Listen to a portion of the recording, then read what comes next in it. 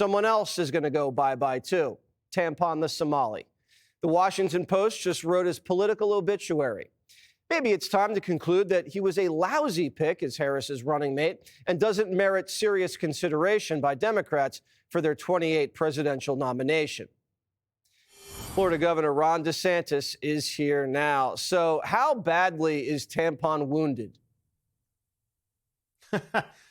Well, obviously, he's got a lot of egg on his face. It's a big scandal. But I'll tell you, I'm watching the clip of Ilhan Omar.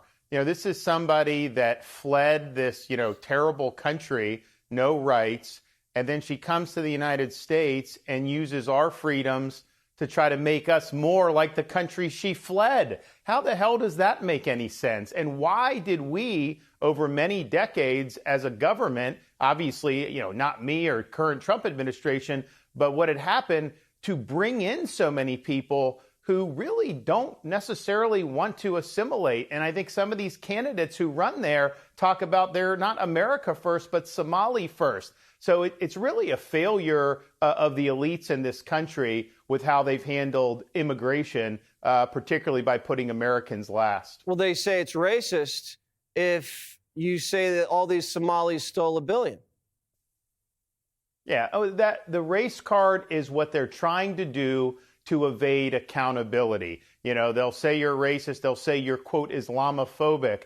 If you question why some of these folks have no interest in assimilating into American society. And I think people, particularly in Republican side and the conservative side, I think we're beyond where they can just sling the race card out and people should be scared of that. That's what they'll do. That's their default. But I don't think people are buying it anymore. Yeah, we don't buy it, but Democrats bought it. The Democrats didn't go after these people. They had thousands of whistleblowers come out and say this is going on here, and they didn't do anything about it. How is it possible, you're a governor, how is it possible that you can steal $1 billion from the state and not know about it? Do you believe Tim didn't know?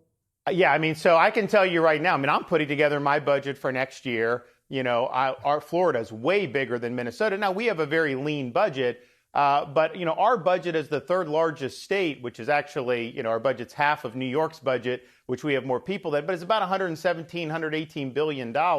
So when you're talking about $1 billion in a state that's a fraction of the size of Florida, like Minnesota, that's a huge part of the budget. So of course people knew, they just didn't want to do anything about it. So do you think you're going to see more Somalians come to this country, come to Minnesota? How do we stop it? No, I think the president is right. I think doing the moratorium is the right thing to do. Biden dumped 10, 15 million people by letting them in the border, but he also flew people in. He would fly people in into red states, including Florida, in the middle of the night. And I know they're in the process of doing the deportations, and they've had a lot of success, but there's a lot more to do. So I don't see how you can bring in any more people until that job is done. So I know they did an initial executive order. I think they're going to expand it. And I'll just say I think he's on the right track. You know what we should do? We should send the Somalians to Martha's Vineyard like you did, and they'll get them out of here real fast. They'll be back in Somalia by Tuesday. Well, I'm the one guy that can say, been there, done that, got the T-shirt on that. Yeah, they did not want to see any illegal aliens in Martha's Vineyard, that's for sure. All right, Governor. Good luck down there. Thank you so much. Hey, Sean Hannity here. Hey, click here to subscribe to Fox News YouTube page and catch our hottest interviews and most compelling analysis. You will not get it anywhere else.